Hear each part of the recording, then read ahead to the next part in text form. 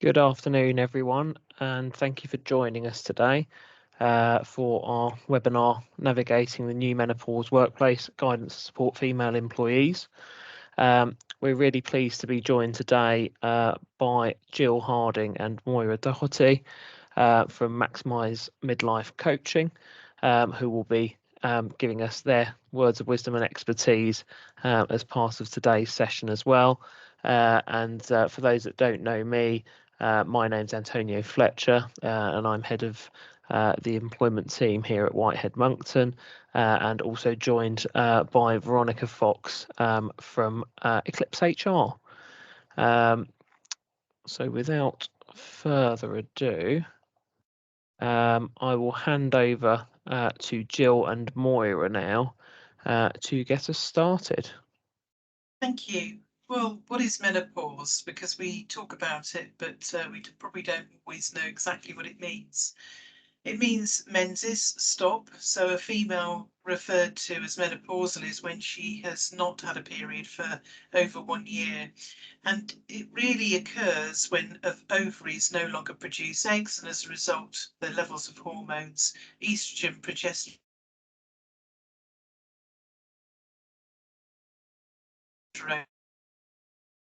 however, it has been known for it to happen before that and after that. And certainly, people have had menopausal symptoms as early as the early 40s.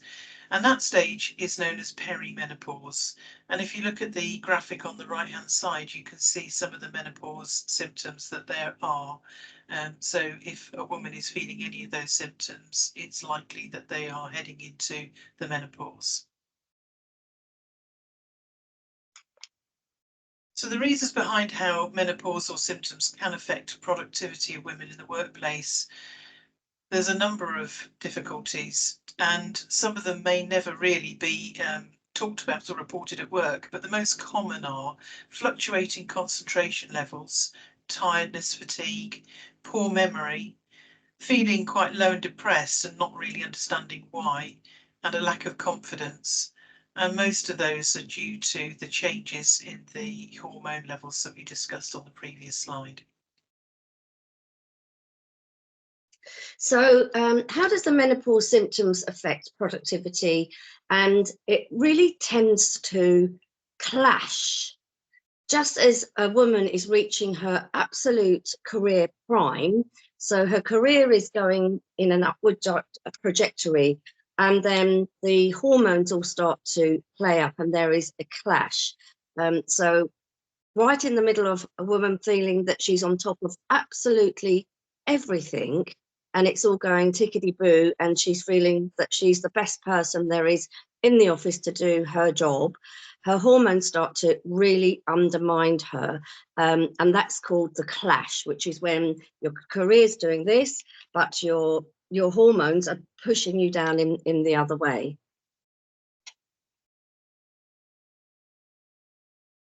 And then it's always something to remember.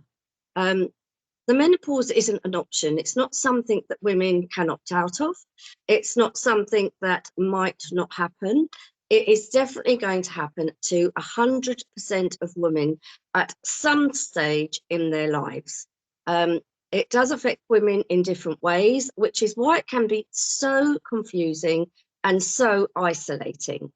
So the menopause impacts both on your physical and mental health. And it can be, there is no, this is what happens to a woman. There is no standard, this is the cause that happens to you. We know that what's happening scientifically, we know how your hormones are changing, but what the implications of that is varies from woman to woman. And it really is, which is why, as I say, it can be so isolating. So you can sometimes be very stressed, you don't have enough sleep, you have all sorts of physical changes, and this is why it can be so upsetting within the workplace and to your career.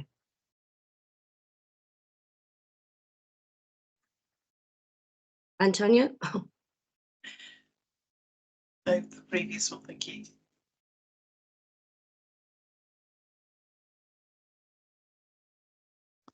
So what is the impact on productivity?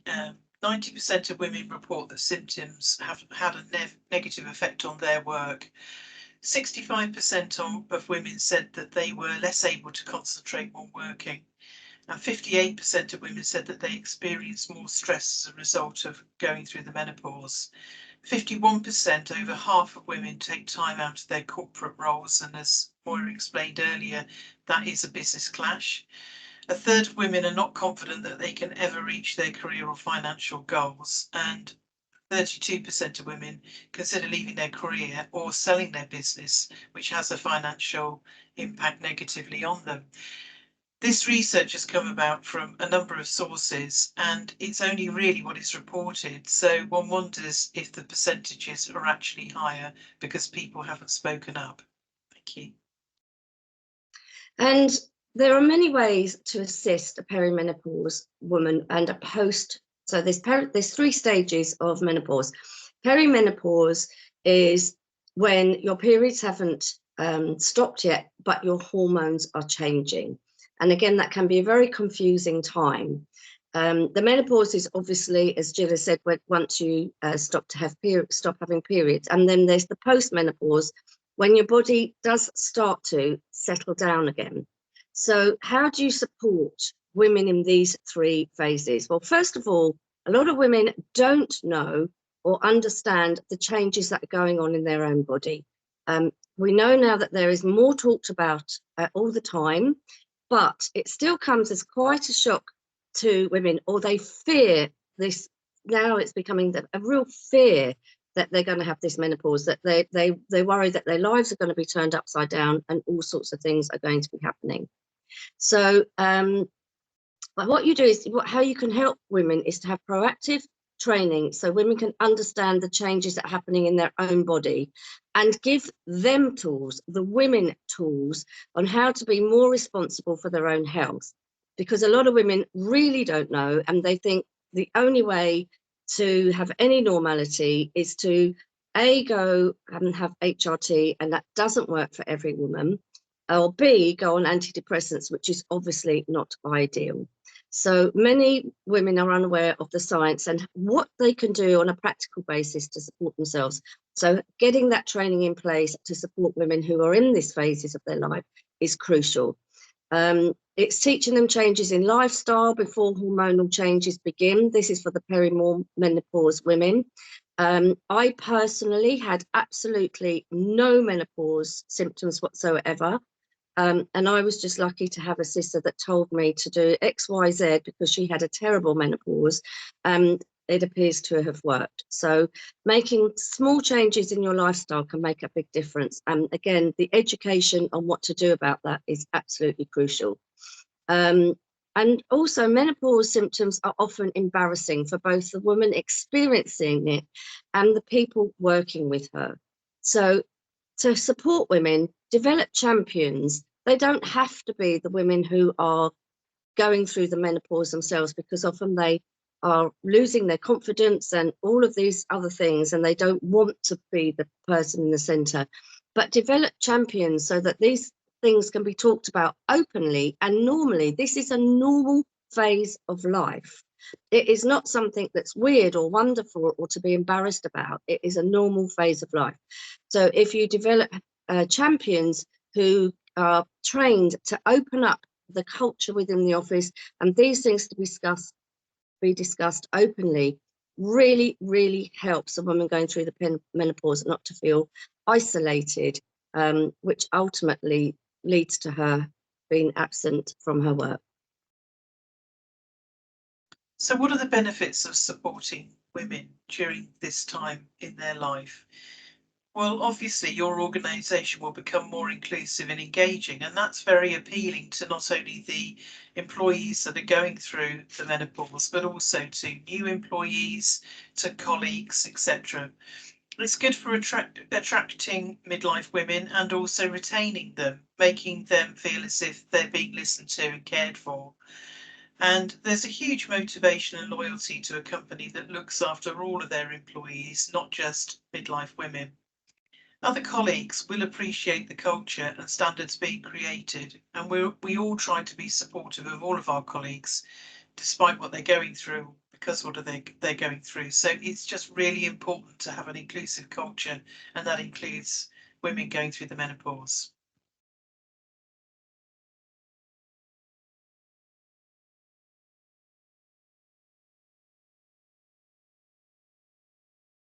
Thank you very much. And I'm going to be now moving on to how can we all look to create a menopause supportive workplace, both as managers and also as employees.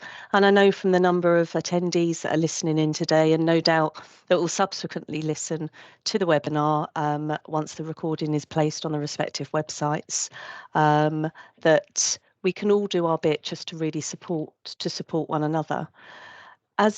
As Moira mentioned earlier today, or earlier in the webinar, most women will experience menopause at some point during their life, but menopause can also impact people who may not identify as females, such as trans and non-binary people. I do think that's something that's really important that we consider as well. So in terms of what we can do, it's looking at raising awareness of the menopause and its impact in the workplace, encouraging open conversations between line managers and staff, and direct staff to relevant advice and assistance. Now, before I go on to that more, I think it's useful to look at some statistics, because I think a webinar wouldn't be something without some statistics that we've had and continue to review. So we can see that the cost of sickness has reached £29 billion a year in the UK. That's a considerable sum. And of that, the menopause costs the UK economy 14 million working days that are lost per year. And that's of the ones that are recorded. There are around 5.1 million women in the UK aged between 45 and 55 years. And even before the pandemic, there were more women aged 50 and above than ever before.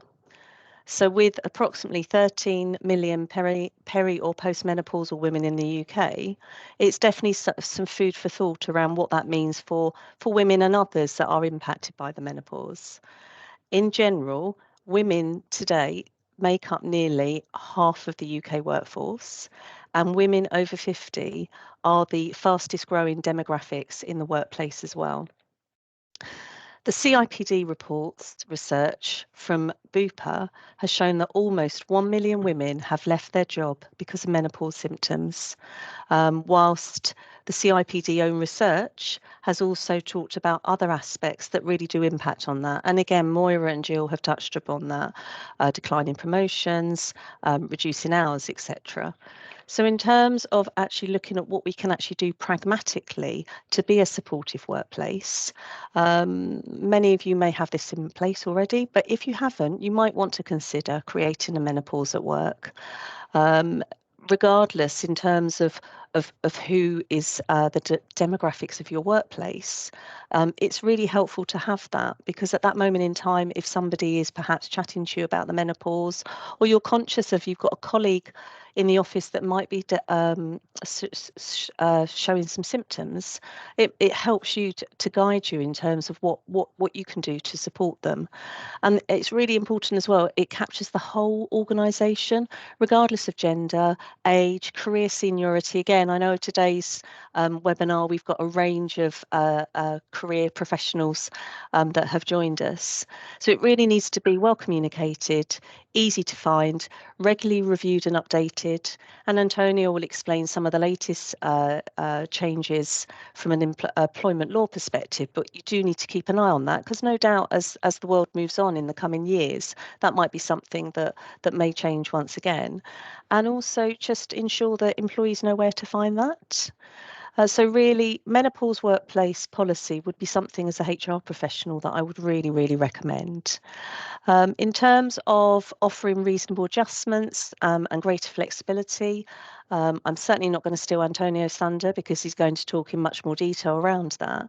But making adjustments, it is a legal requirement, and I'll just talk about some of the softer aspects. Flexible and remote working. We've heard from Moira and Jill around some of the debilitating symptoms that can affect women and other individuals at this period, and it can cover for many, many years and for over a decade and more.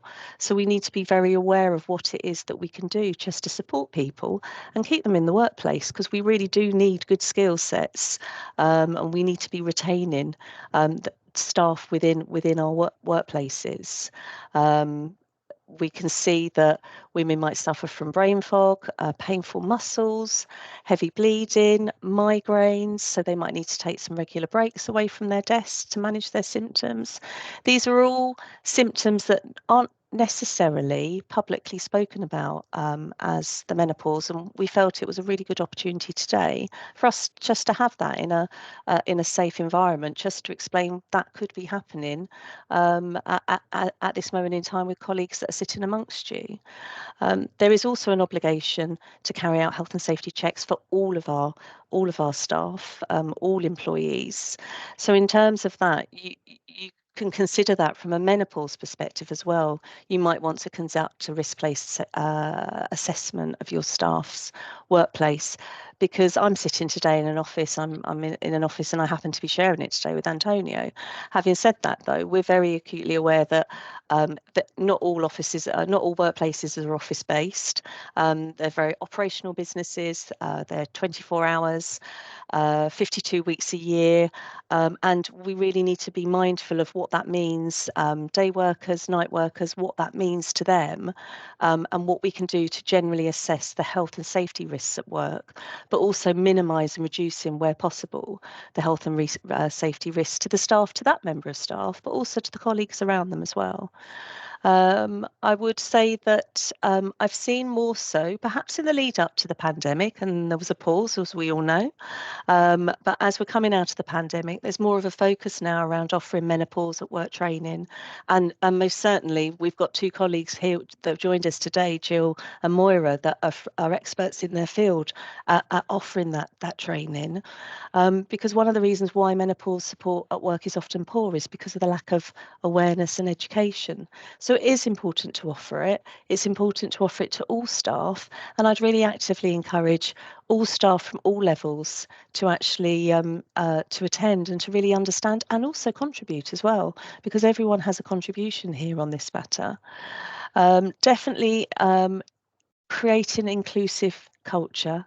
It's so important to break down the stigma associated with talking about menopause and creating a more inclusive environment. So the more we can do just to ensure that we're all supported, and particularly those women and other individuals that are more likely to be going through varying aspects that could be impacting on their work, or even actually travelling to work. That in itself can be a challenge in cases like this. So just to be aware of that.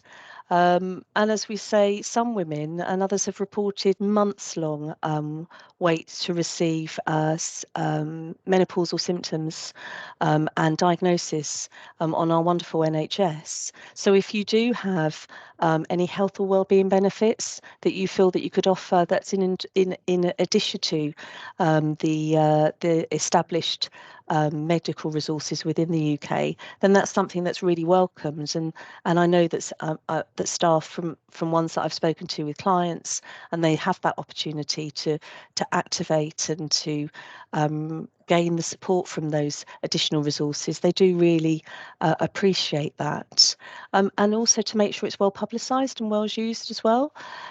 Because certain people within the organisation may be aware of it, it may be that we tend to remind our new staff of certain elements of the benefits that we're bringing. But it's also really important that we remember our existing staff and to advise them of what tools and support mechanisms are in place, both in the workplace but also outside of the workplace through work.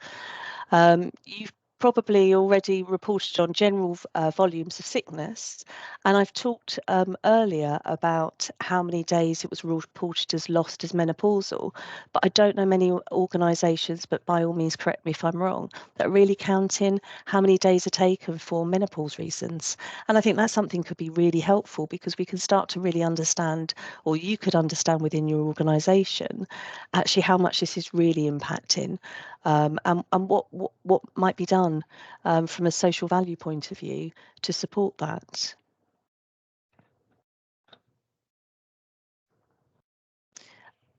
There are, for me, in terms of guidance, there's a plethora of information out there, and my colleague Mary was helping me in the lead up to this webinar in terms of what it is that we have, and it's good to see that there's so much out there. I would say that the guidance that we found particularly helpful, the ACAS guidance on menopause, it's a really helpful document, and I'd encourage you and to signpost you to that. One area within a particular document that I looked at, and that's the menopause at work. It talks about why people might not talk about their symptoms. And I think this is something that's perhaps helpful for us to talk about now.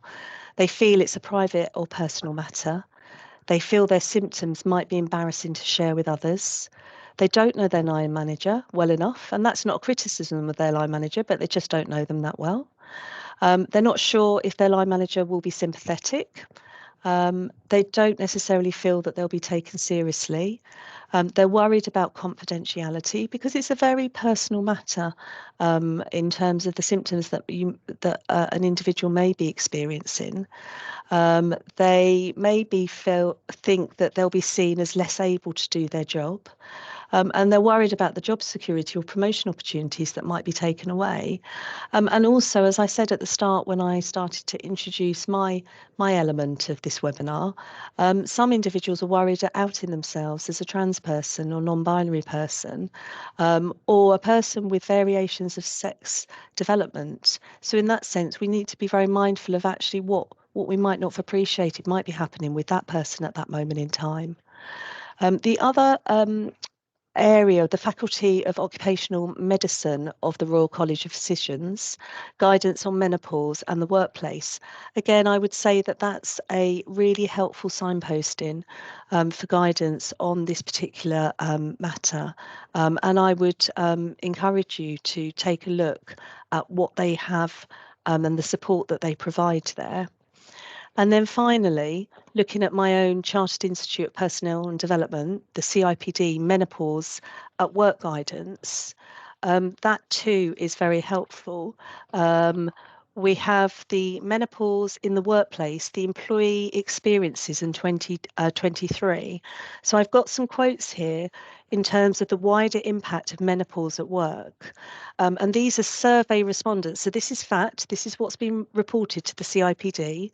So I'm just going to read out two. I was overlooked for a position I feel 2 years ago I would have easily have walked into. Now, with the brain fog and mood changes, it went to a much younger colleague. Maybe this is just my lack of confidence and self-loathing. I have been unable to continue a career which I've developed over a period of 25 years due to being unsupported with symptoms of brain fog, extreme fatigue, mood swings, stress, and this has led me to having to take part-time, lower paid work. And the second one that really stood out for me, it's also an ageism problem. So again, this is just reporting what the survey respondents have fed back. Once employers know a woman is of a certain age, they think you are or will be going through the menopause. I've recently had an employer call me up for a quick chat, only to subtly try to find out my age. Once I told him, I never heard back. In a former job, I was suffering sleep disturbance and disassociation episodes that I brought to the attention of management, who did nothing in way of offering support and tried to dismiss me under gross misconduct. In terms of that, I think that really just shows that there are real people out there like you and I that are mindful of at any stage we could find ourselves in this situation. And I was really saddened to read that 1 in 10 people have had an impact of their symptoms has led to disciplinary action as well. So in terms of that, we have the CIPD that advocates menopause, and as it should, as a people professional. And one final area that I think is worth flagging to your good selves, if you haven't actually, and you may have signed up to this already, is the Menopause Pledge. And that is something you can either sign up to as an organisation, or you might want to say, we're not necessarily going to sign up to it formally, but as a business, we'll actually embrace this. And the Menopause Pledge, so that can come in any guise. You can do the official signing up, or you can do the official, we're just going to follow this. It recognises that menopause can be an issue in the workplace and that women need support, and others. Talks openly, positively and respectfully about the menopause, and actively supporting and informing employees affected by the menopause. Thank you very much.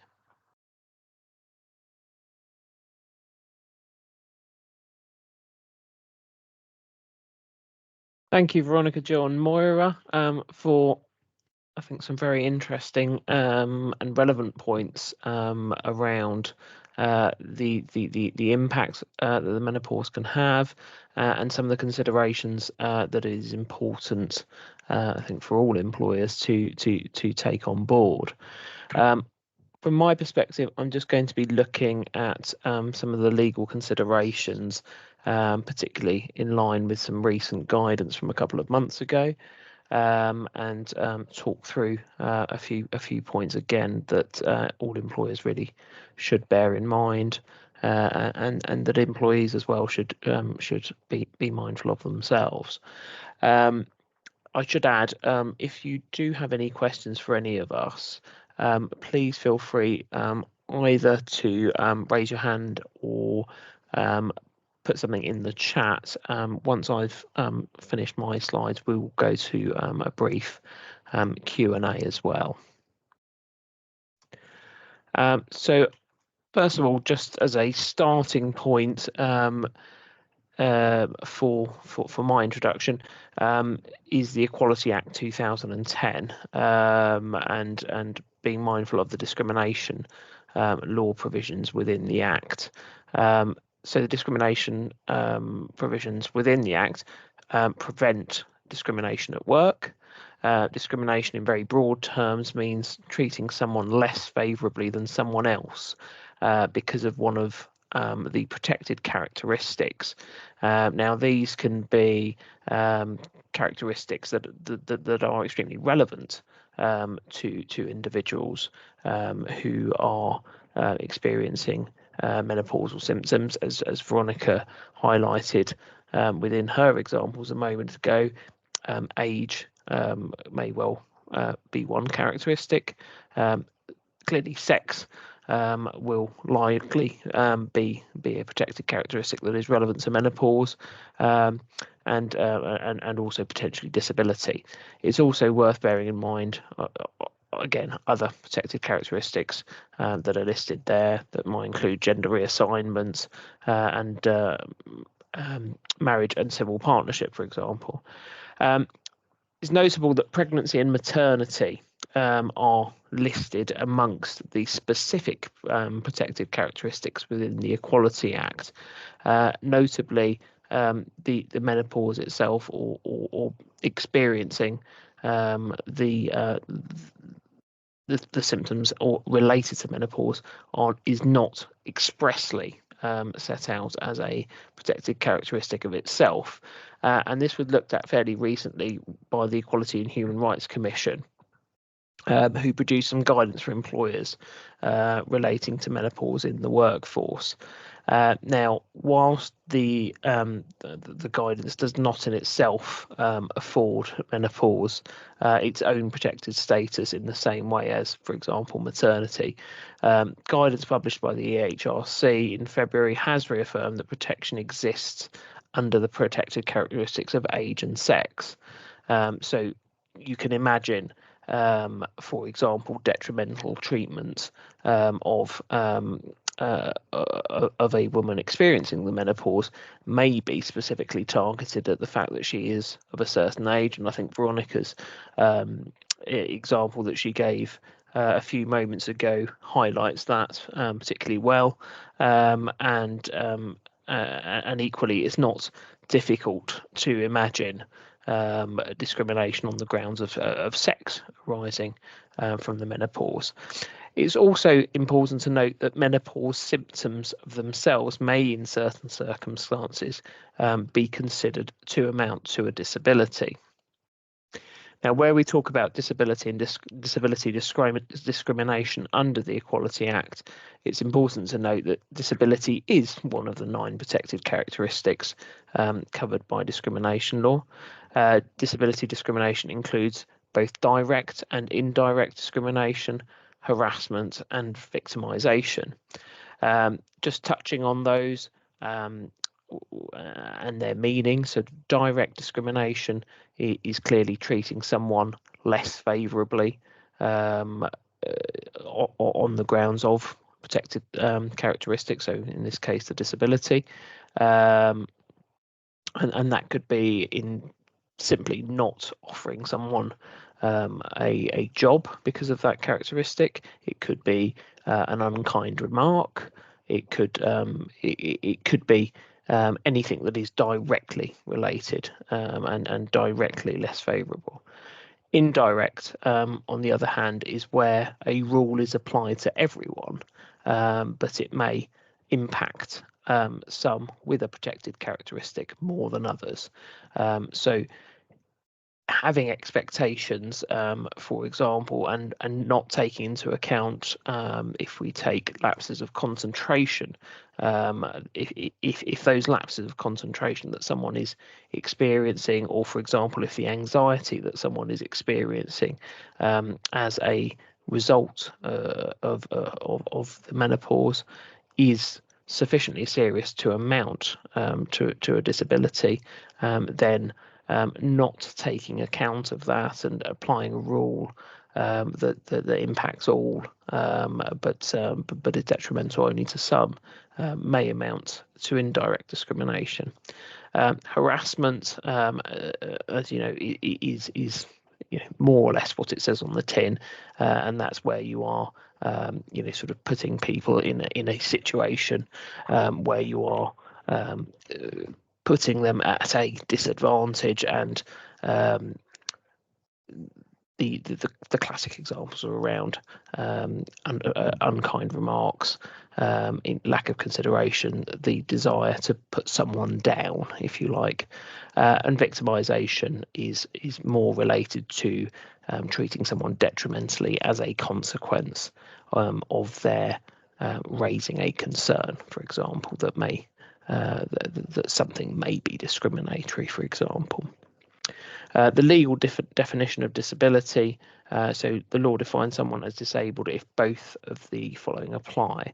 So they have a physical or mental impairment, and that impairment has a substantial and long-term adverse effect on their ability to carry out normal day-to-day activities. So having a long-term effect is one key part of that test. Generally, that's viewed as an effect that lasts for 12 months or more, and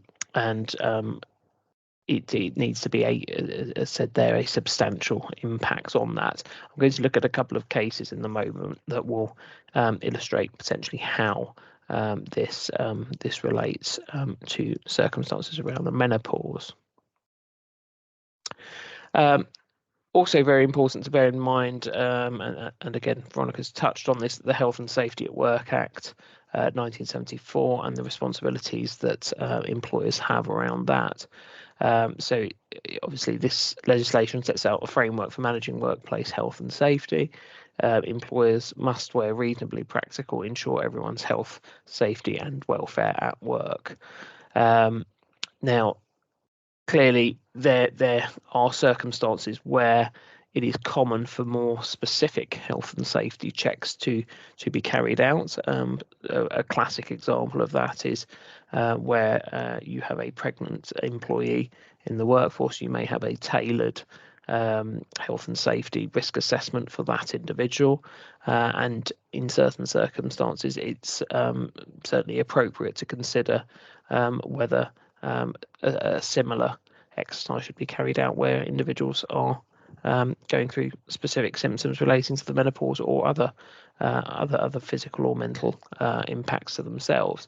Also important to note that related to that, under the Equality Act itself, if someone is considered to be disabled, employers are under a duty to make reasonable adjustments, and that means that where someone is impacted in a way due to their disability that places them at a disadvantage towards others, employers must take reasonable steps to try to alleviate that risk for them. And a failure to do that, I would add, amounts to discrimination and similar claims to those that we discussed a moment ago. A couple of points here. Sort of the Wales TUC survey says almost 9 out of 10 women with direct experience of menopause felt that it had an effect on their working life. Many reported that poorly adapted workplace environments and practices made symptoms worse.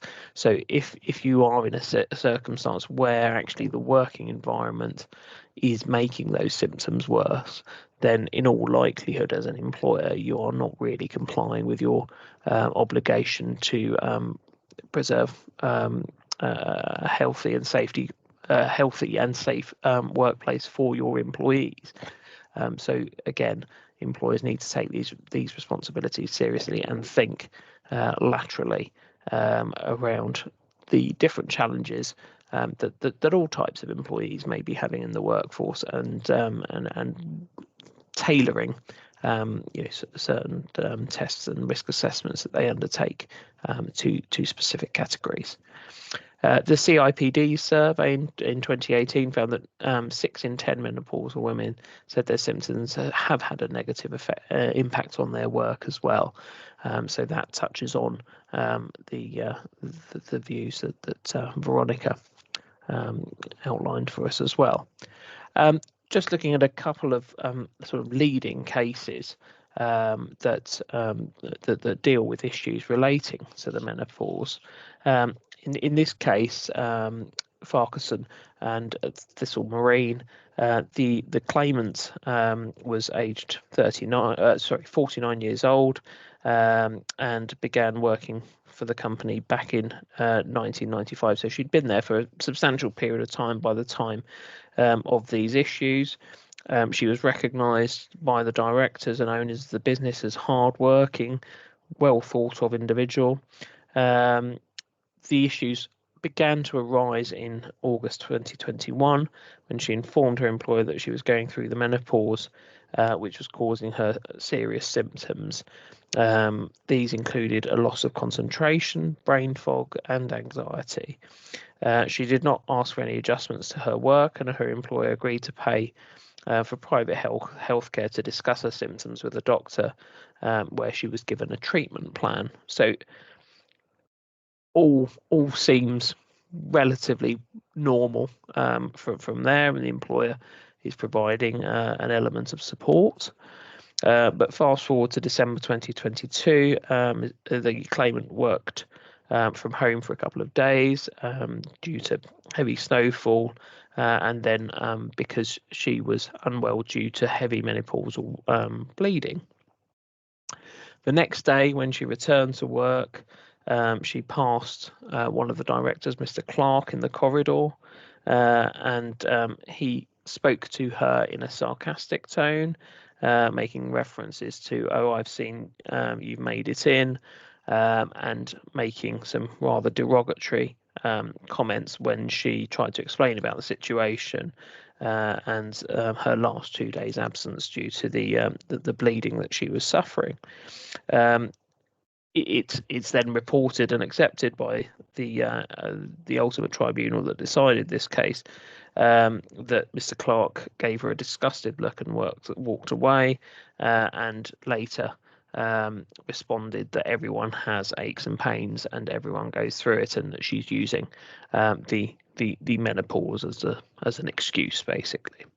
It was accepted by the tribunal that the remarks amounted to harassment by Mr. Clark.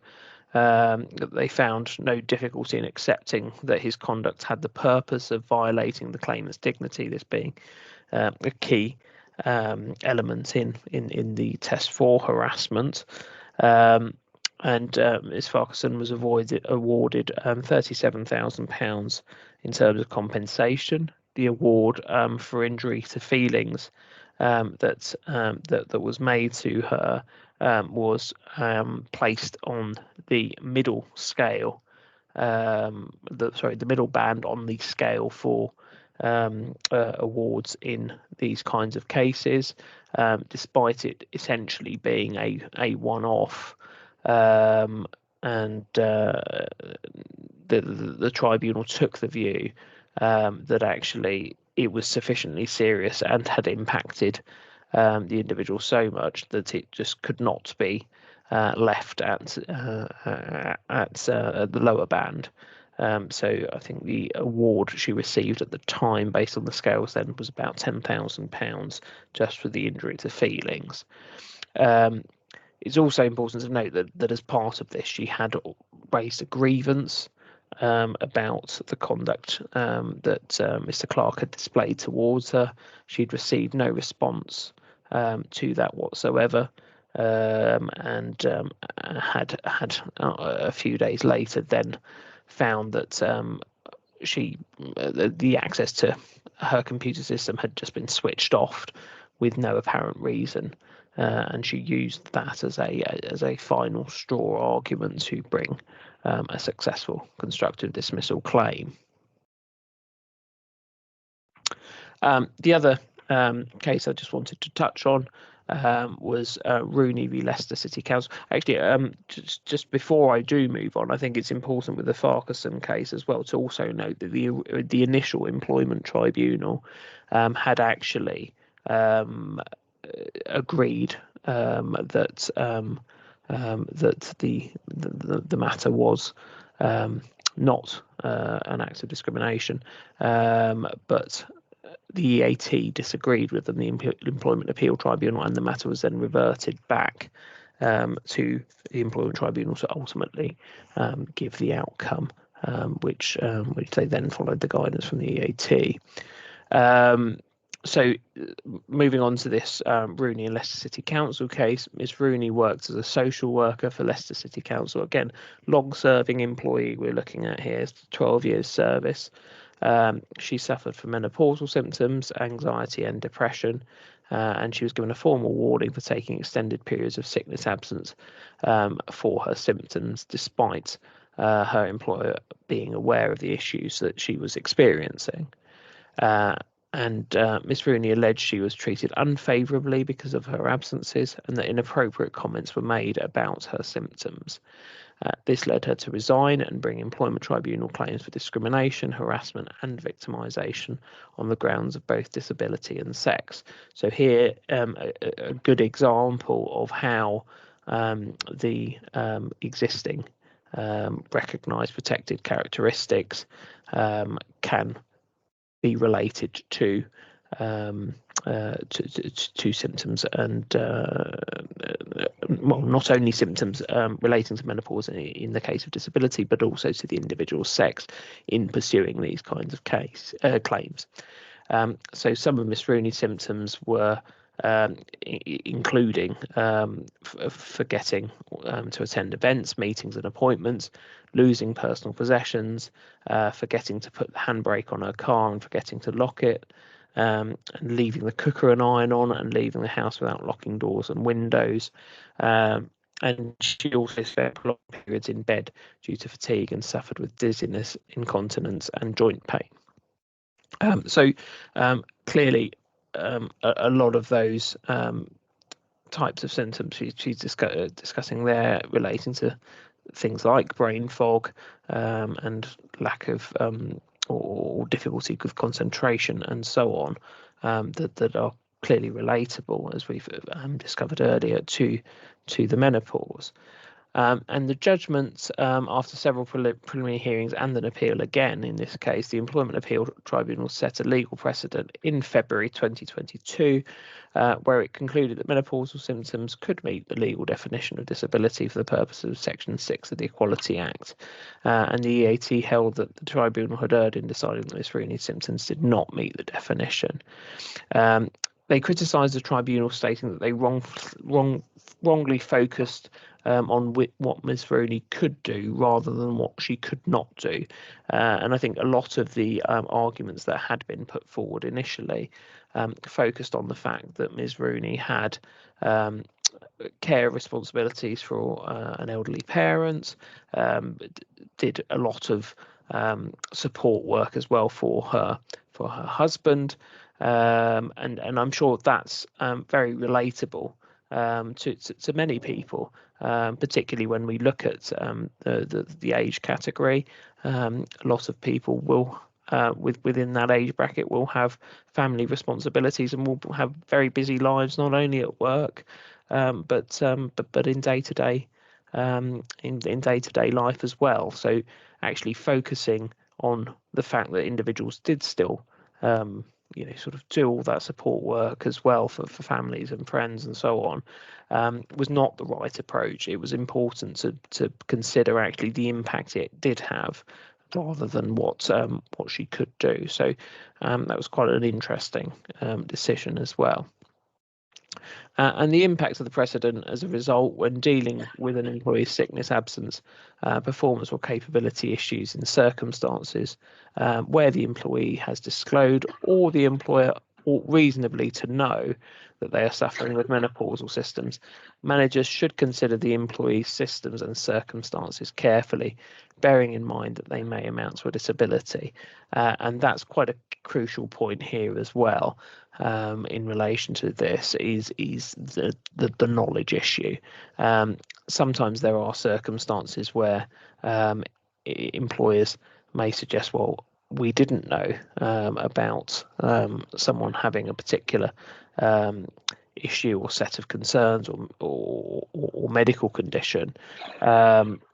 So there's nothing we could have done differently. Where an employer has knowledge, either because the employee has disclosed it to them or the employer ought reasonably to know that is a relevant consideration. So examples of that might be where people have particular bouts of absence or information comes to the employer in some other way that they should put two and two together, if you like, to reach particular conclusions. So just to summarise employers' legal obligations, obviously the need to conduct workplace risk assessments, the duty to make reasonable adjustments to working conditions where an individual is considered to be disabled under the Equality Act 2010. We've touched on both of those, and obviously being under a legal obligation not to directly or indirectly discriminate in the way they treat individuals, and I think goes without saying not to harass or victimise people either. That brings us to an end of our presentation. I do have a couple of questions I've been sent through already that I was going to pose to those speaking. The first one I will pick up on myself in terms of it being sort of quite relevant to what I've just gone through. And the question was, whilst discrimination due to menopause is not covered by current legislation, would anxiety, depression caused by it be covered? So I think I've covered that off to a fair extent within the presentation itself, but clearly, where an individual suffers from anxiety, for example, there is still a need to meet the threshold for it to amount to a disability in order for it to be picked up under discrimination law and under the Equality Act. So that's going back to it having a long-term and substantial effect on an individual's ability to carry out day-to-day tasks. So if the anxiety or depression or whatever other symptom an individual has meets that threshold and amounting to a disability under the Equality Act, then yes, certainly those symptoms that may originate, if you like, from the menopause, or the experience the individual is having of the menopause, may well be covered under disability discrimination law. The second question I have, I'll pose to all three of Veronica, Jill, and Moira, that they it'd be interesting to know all your thoughts on it. Is if an employer has an open door policy for raising issues, is that enough to meet the requirements and offer the support that individuals need?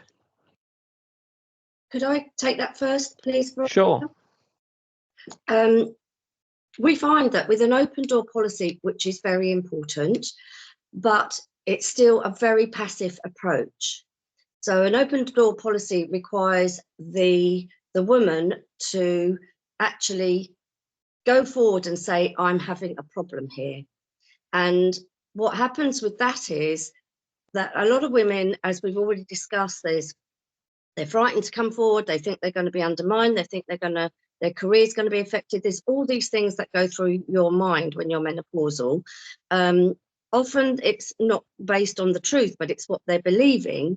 Then they won't walk through the door. So we find an open door policy is very important, but to have champions and people who are able to spot the signs of somebody struggling with menopause and them take the proactive step to approach them often stops anything escalating. I also would like to add to that in terms of, from what Moira said there, is that we can all be menopause advocates in our workplace. So that can come in any guise, doesn't matter what level of staff that you are. You might be new into employment, on your early stage of your journey, but you may pick up on things that perhaps others that have been working around that individual might not have seen, because you may have experiences in your home life of something that might be happening, and you're sometimes better placed to ask after an individual. So I would definitely say, in terms of that, we've got the menopause advocating. All of us can be menopause advocates, not just the role, which I think is important. And Moira and Jill spoke earlier about champions, whether they're champions or advocates, but I think we all have a part to play, just to really encourage individuals to be as comfortable as they can in the workplace, and whatever that workplace might look like in the modern world, at a stage in their life that can be really debilitating.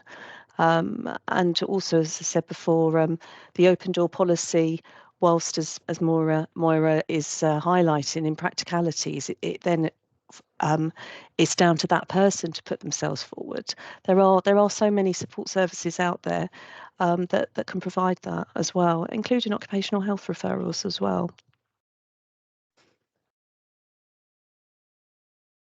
Thank you. I have a question, Moira and Jill. So where we're talking about menopause champions, is that if someone wants to sort of go on that journey and sort of understand how they can offer that kind of support, is that something that you as an organisation help people to do? Yes, we definitely do. It's about, a lot of people, as we mentioned, are very, very embarrassed to go up to somebody and say, are you menopausal? Or because they don't want to offend them. So it's about teaching people how to have awkward conversations and spot the signs of somebody that's changing. So yes, we definitely do. We teach people how to have awkward conversations, how to spot the signs of somebody that's struggling, and be comfortable with taking the first step rather than waiting for the woman to have to take the first step. Super. Well, I don't think we've got any more questions at the moment, so I'd really like to thank Moira and Jill for joining us today on this webinar, and obviously Veronica as well for her valuable input. And thank you all for joining us. I hope you found the session useful, and no doubt you'll be notified soon about future webinars that we've got planned. So thank you very much for joining us, and all the very best. Thank you. Thank you. Thank you, everybody. Bye. Thank you.